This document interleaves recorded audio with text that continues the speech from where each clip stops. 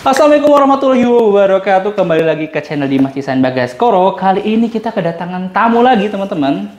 Nah, ini kita dari FGDP lagi. Nah, langsung aja kita kenalan dengan siapa? Halo semua, kenalin aku Elvira, biasa dipanggil El, aku FGDP CK. Nah, FGDP CK ini Mbak Elvira ini masuk di tahun berapa? Atau angkatan berapa? Masuk di CK-nya? Aku baru tahun 2022 akhir, Desember. Oke, jadi 2022 akhir ya. Dan mau tahu dulu sih, saya sebenarnya kalau misalnya FGDP OC itu ada tiap tahun atau ya ada periodenya? Oke, kalau OSHI sendiri aku kurang kopi ya. Apakah akan ada setiap tahunnya atau enggak? Cuman untuk FGDP OSHI ini baru angkatan pertama. Oke, angkatan pertama di perusahaan ini ya. Perusahaan CK. Oke. Jadi kita langsung masuk nih. Sebelumnya Mbak Elvira ini tahu perusahaan ini itu tuh dari mana? Atau malah nggak tahu sama sekali? Jujur ya? Ya, jujur. Oke, kalau jujur Li, sebenarnya aku nggak tahu CK itu apa. Cuman karena sebagai fresh grad, jadi kalau misalkan ada lowongan pekerjaan atau iklan ya aku daftar aja. Gitu ya. Dan ternyata CK ini merupakan salah satu perusahaan kontraktor tambang terbesar di Indonesia. Gitu ya. Jadi sebenarnya ini salah satu video yang gua buat ini, teman-teman. Ini tuh buat ya maksudnya kayak Mbak Elvira juga. Mungkin pengen masuk ke perusahaan tambang tapi nggak tahu nih kira-kira kayak gimana, posisinya gimana, perusahaannya seperti apa. Jadi ini adalah salah satu channel yang ngebantu lah teman-teman untuk lebih paham tentang tambang. Makanya kita tanya FGDP-nya. Oke, sekarang kita tanya nih, mungkin kalau di operation sama engineering beda sama OSI mungkin ya. Ini kira-kira tahapannya untuk jadi pegawai itu kayak gimana dan berapa lama?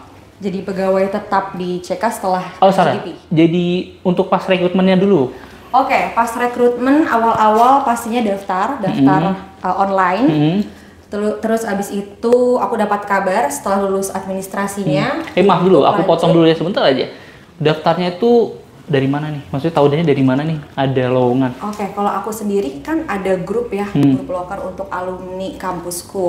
Nah, aku dapat info loker CK itu dari situ. Oke, jadi ada nggak sih kayak misalnya websitenya CK sebenarnya? Ada. Oke, jadi teman-teman kalau mau dapat loker atau apa mungkin bisa cek aja websitenya ya. Gitu. Nanti coba kita masukin aja di link deskripsi kali ya. Atau enggak bisa lewat LinkedIn. Nah, CK juga punya LinkedIn kan. Jadi sering pantauin aja ya, mungkin ada. Tapi kalau periodenya ada nggak sih kira-kira bulan apanya? Kalau itu kurang tahu. Kurang tahu ya. Intinya pantauin aja lah teman-teman dari sosial media di perusahaan-perusahaan. Nah, oke, kita lanjut lagi tadi prosesnya setelah pendaftaran terus.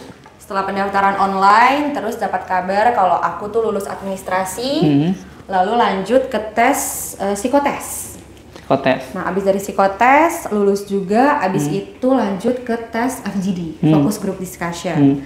Nah, dari FGD, aku dinyatakan lulus, dari FGD lanjut ke wawancara. Nah, wawancara itu langsung sama HR? No, aku nggak HR, aku langsung ke user. Dep Head OSHI di HO. Nah, dari situ lulus baru masuk deh orientasi. Nah, untuk waktunya, periodenya tiap tahap ataupun sampai akhir lah berapa kira-kira? Oke, untuk tahapannya sendiri itu ada beberapa tahap, tapi jangka waktunya itu 1 tahun. Bukan, rekrutmennya. Oh, rekrutmen itu aku daftar Juli akhir 2022 sampai aku keterima itu Desember. Kurang lebih berarti lumayan lama. Hampir 6 bulan? Ya, segitu ya. Jadi Juli akhir tuh aku baru daftar online-nya, terus tes itu sekitar Agustus. Oke, tapi kalau proses mungkin 3 bulan aja mungkin ya, kalau prosesnya ya mungkin ya.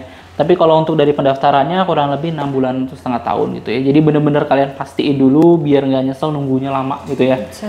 Oke, lanjut. Dari tadi Mbak Elvira udah mau kebablasan. Nah, ini ada yang penasaran kira-kira sih tahapannya sampai dinyatakan karyawan permanen tuh apa aja sih kira-kira untuk FGDP gitu ya. Kita mungkin di CK juga, tapi mungkin ya luasan juga lah ibaratnya kayak.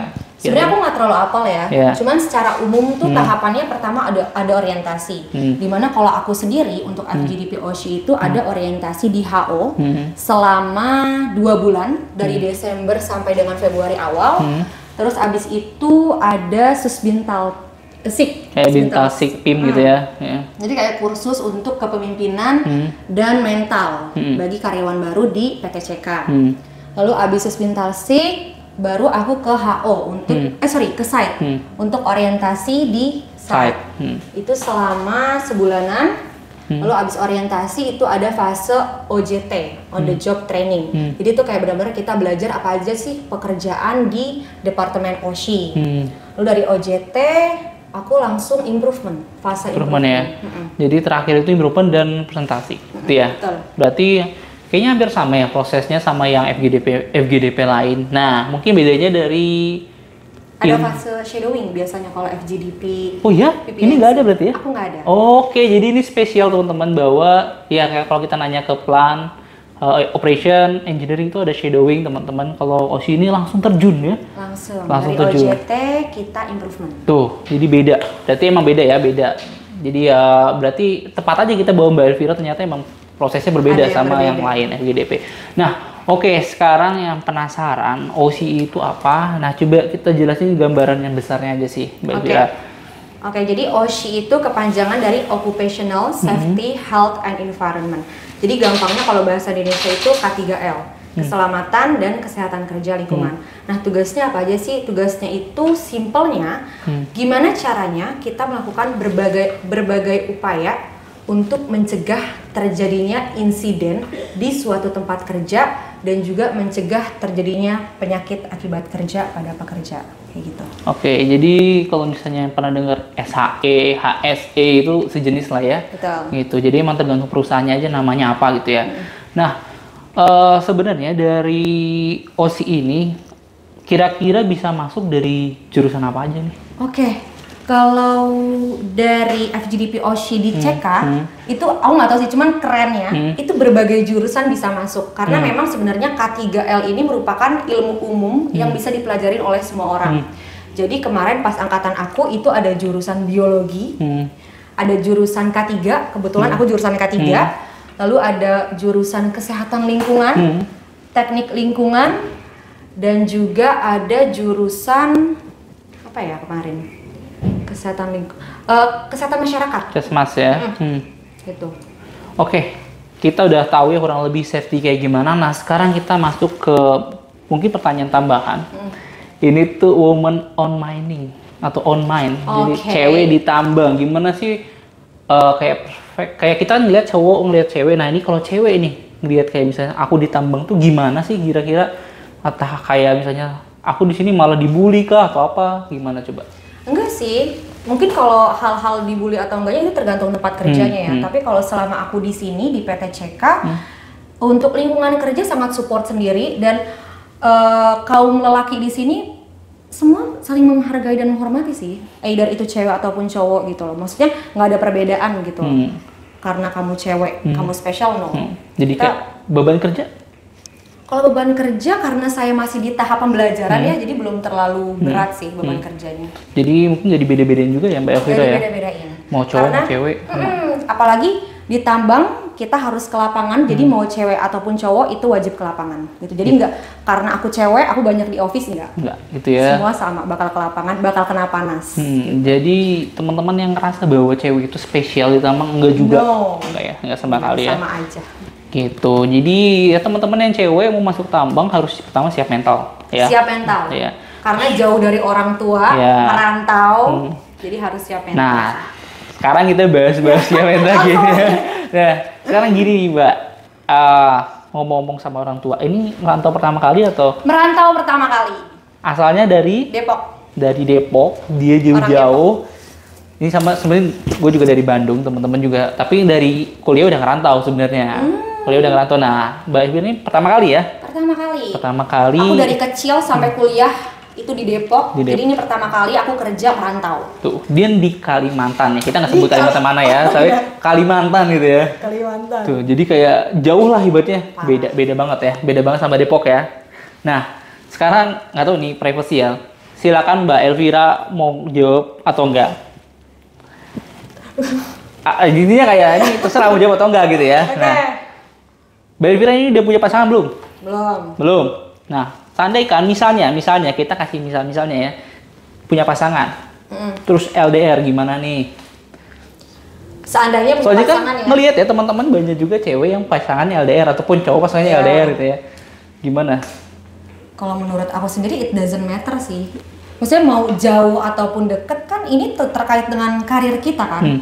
Jadi ya nggak masalah sih kalau menurut aku. Nah, dengar teman-teman, maksudnya ada lagi nih teman-teman, kalau yang pertanyaan ini sebenarnya bukan kayak ngejudge Mbak Elvira gimana, bukan, tapi lebih biar terbuka teman-teman bahwa cewek yang punya pasangan ataupun apa di luar Kalimantan gitu ibaratnya, it's okay ya maksudnya. Okay. Jadi nggak perlu harus takut terus kayak LDR, enggak gitu loh ya, malah ngelatih kali ya. Exactly, maksudnya gini, walaupun LDR pun ya yang penting kita saling percaya nggak sih? Nah, itu teman-teman. Dan jadi harus setia ya. Nah, jadi orang tambang itu harus setia.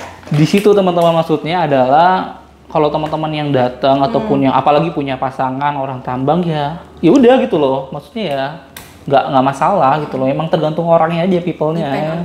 Gitu. Dan karena mungkin di sini cutinya coba kasih tahu nih kayak benefitnya atau yang didapetin di CK, fasilitas dan benefitnya kira-kira mungkin kan udah sempat banding-bandingin ya sama perusahaan-perusahaan sebelah gitu ya. Yes. Kira-kira ada nggak sih yang kayak wah ini nih aku dapet di sini lebih bagus nih daripada yang lain gitu loh, ada nggak? Oke, kalau dari segi roster itu sama mungkin ya dengan FGDP di perusahaan lain. 8-2, 8 minggu kerja, 2 minggu off atau cuti gitu. Terus benefit lain apa ya yang berbeda? Sama sih, kita dapat mes, dapat makan, terus juga gaji. Kalau dari gaji namanya tambang, menurut aku lumayan lah, lumayan dibanding dengan mungkin FGDP atau MT di perusahaan selain tambang. Iya. Gitu. Terus apalagi ya?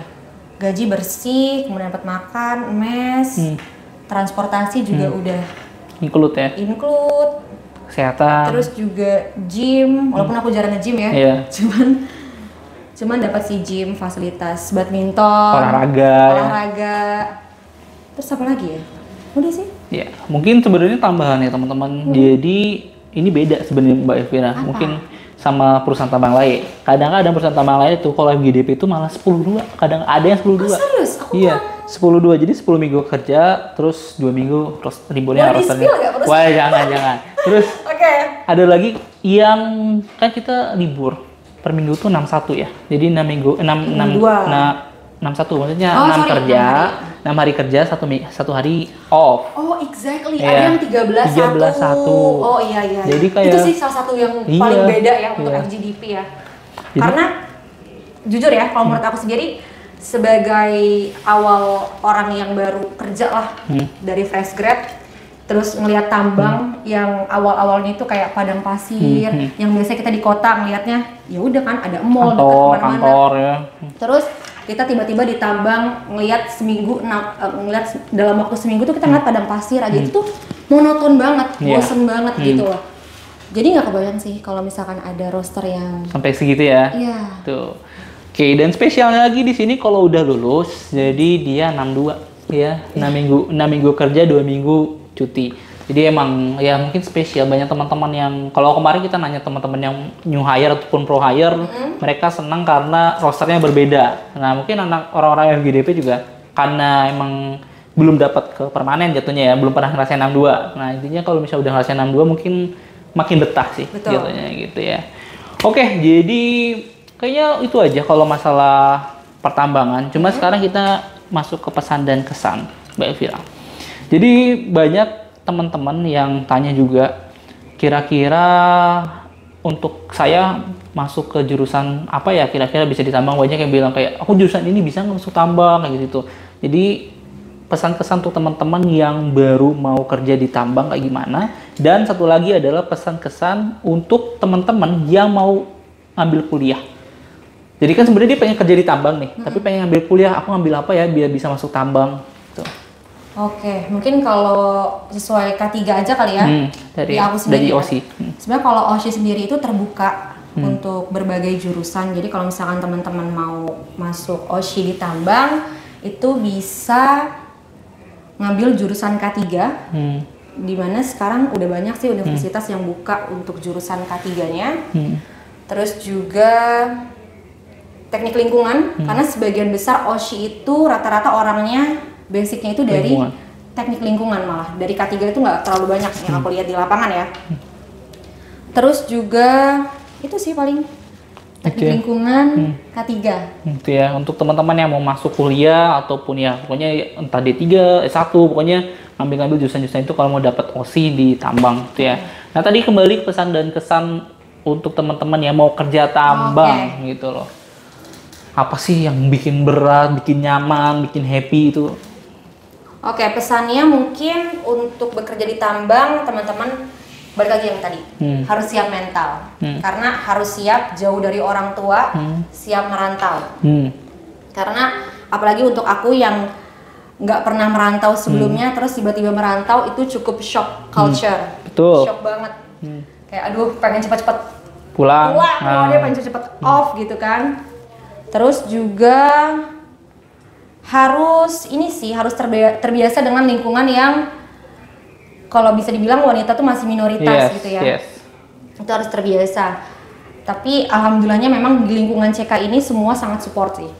Cewek cowok semua baiklah. Terus apalagi ya? Kesannya itu aja kali ya. Kesannya ya kira-kira. Lu cut ya? Iya, kalau misalnya ada yang berlebihan dikat, tapi kalau ini kayaknya nggak dikat. Karena gue bingung mau pesan apa lagi. Siap mental. Terus apa? Kalau masalah gaji sih untuk sekelas FGDP di CK itu udah oke banget sih menurut gue. Ya, jadi kalau kesannya tadi ya mungkin baru ya, suasana baru gitu ya. Terus tantangannya banyak tuh, pesannya ya tadi mungkin tantangannya paling ya mental itu sendiri sih guys, menurut gue.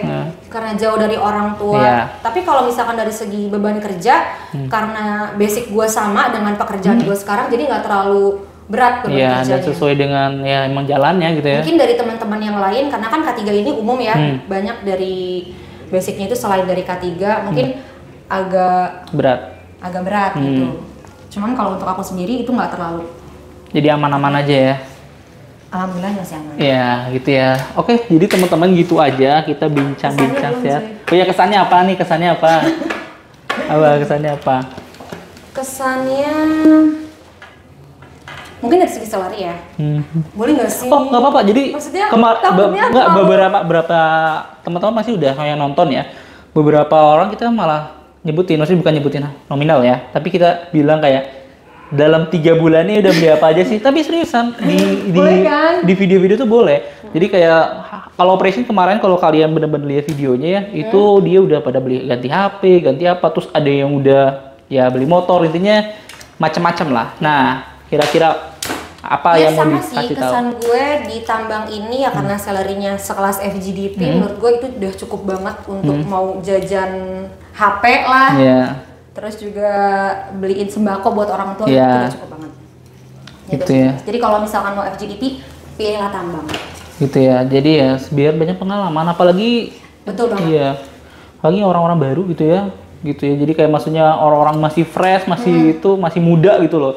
Nggak apa-apa sih gitu loh, cari-cari yang susah-susah cari gitu. Pengalaman, cari ilmu. Apalagi kan istilahnya tambang ini merupakan industri yang salah satu high risk ya, risiko tinggi. Jadi kalau misalkan orang udah tahu nih, orang pengalamannya di tambang nih, berarti kan istilahnya ilmunya udah cukup ada gitu untuk terjun nanti kalau misalkan mau ke industri lain selain dengan tambang gitu. Oke, jadi nanti mungkin Mbak Elvira mungkin bakal dapat site lain yang mungkin dia di dalam yang bener-bener lingkungan ini, mungkin ya kita kan ya dekat sama kota lah ibaratnya. Nanti mungkin yang remote belum coba kan? Boleh sih, nggak apa-apa ya, karena aku juga tipe orang yang suka mencari pengalaman yang baru dan atmosfer yang baru. Iya, jadi kita share juga kemarin kalau saya udah pernah remote, pernah kesini lagi. Gimana pernah tuh, ya di CK juga, tapi site yang bener-bener nggak boleh spill nih. Nggak boleh. Tapi sama-sama Kalimantan lah. Intinya remote itu bedanya kita lebih irit aja. Hemat, jadi kita datang ke rumah itu bawa duit ya lengkap, nggak apa-apa. Tapi dari segi mentalnya gimana? Karena jauh dari kota. Jadi aku yang ditanya-tanya ya. Tapi sebenarnya benar. Apalagi dulu sempat gue tuh kejebak corona. Jadi kayak nggak bisa kemana-mana. Ya intinya kayak susah gitu loh intinya. pokoknya ribet lah. Nah di situ tuh bener-bener yang kita makan tuh ya itu doang, bosen. Jangankan maksudnya makan yang di sini aja kadang-kadang bosen gitu loh ya, walaupun enak ya teman-teman, tapi bosen gitu loh. Enak loh guys. Iya. Bisa dikat kan? Iya. Tapi tetap aja, maksudnya ada aja kalau kita di sini bisa beli keluar gitu ya. Tapi kalau kalian kebayang nggak sih makan yang itu terus bosen? Yang biasa kita makan di kota, bosan ini beli apa? Nah ini nggak bisa. Nah bedanya di situ sih teman-teman. Tapi kalau untuk sarana olahraga lebih oke. Best. Olahraga, terus semuanya lah yang kayak. Semua lengkap ya? Iya, wifi mungkin ada. Air hangat di ya. Jadi di remote area ada yang benar-benar wifi, ada yang benar-benar dia punya tower yang ibaratnya 4G plus lah ibaratnya. Ngebut gitu, dan dia udah air panas. Mungkin di sini kan nggak tertentu aja ada air panas ya kan. Di sana udah air panas, full air panas. Jadi lebih oke lah kalau bisa dibilang kalau di dalam remote. Ya itulah, jadi kalau biar kalian nggak bosen dikasih fasilitas yang lebih oke. Jadi itu untuk aja mengurangi rasa stres karena remote area itu ada fasilitas olahraganya lengkap sekali. Betul. Terus juga dari segi fasilitas tadi mandinya ada Iya. air hangat gitu. Iya, jadi kayak kalian ada plus minusnya lah ya. Iya, plus minusnya sih. Dan yang paling gue rasain sebagai FGDP dulu ya, FGDP tua, makanya angkatan pertama, bener-bener angkatan pertama FGDP di CK tuh, itu tuh adalah kita tuh cuma bawa badan sih, itu mungkin cuma bawa badan. Cuma bawa badan. Maksudnya ya baju juga bawa, maksudnya kayak sebenarnya laundry udah dicuciin. Itu bener banget. Aku tadi belum nyebutin itu bener-bener fasilitas yang sangat membantu sih. Sakit teman-teman, maksudnya kalau kita mau pakai BPJS boleh lah. Cuma kalau misalnya kita ribet pakai BPJS, ya udah nanti tinggal diganti pakai pagu. Intinya kayak semua itu dipermudah gitu loh. Dibandingin kayak kita kerja-kerja tempat kan harus booking pesawat, ada yang jemput travel, nggak ada, ini udah semuanya full travel, pesawat. Jadi kalian cuma bawa badan jatuhnya gitu. Karena dulu ada cerita dikit ya bahwa gue tuh masuk ke tambang itu bawa koper 32 inch, pokoknya gede banget lah ibaratnya. Jadi kayak wah kayaknya harus bawa banyak, ternyata enggak, itu tuh gak ada dipakai jatuhnya. Intinya kayak gitu lah teman-teman. Jadi yang baru mau masuk tambang tuh kalian nggak perlu bawa banyak barang. Karena kita juga kerja pakai seragam kan. Nah, bajunya itu aja gitu. Iya, apalagi kalau kalian remote pakai bawa baju. Wah, mau kalian mau pakai ke siapa? Kemana gitu loh. Nah, kalau di sini kan tetap lah bisa. Ya, harus pakai baju yang bagus karena kan dekat kota. Iya. Gitu kan. Tapi kalau jauh di remote kan buat apa? Lihat banyaknya hewan-hewan di sana kayaknya. Jadi ya, kalian harus ngepasin gitu sih. Betul. Seadanya dan secukupnya aja gitu. Oke. Terima kasih banget Mbak Elvira udah masuk ke konten ini. Dan kalau kalian pengen tanya-tanya seputaran OSI, itu bisa kalian tanyain nanti di kolom komentar. Nanti kalau misalnya pertanyaan tentang OSI, gue langsung tanyain aja Mbak Elvira kayak gimana. Nanti bakal gue balas ya pakai akun gue, tapi nanti dari Mbak Elvira yang terkait OSI ya. Dan kalau misalnya kalian suka sama video ini, kalian klik like, comment, dan juga subscribe. See you on the next content. Bye-bye!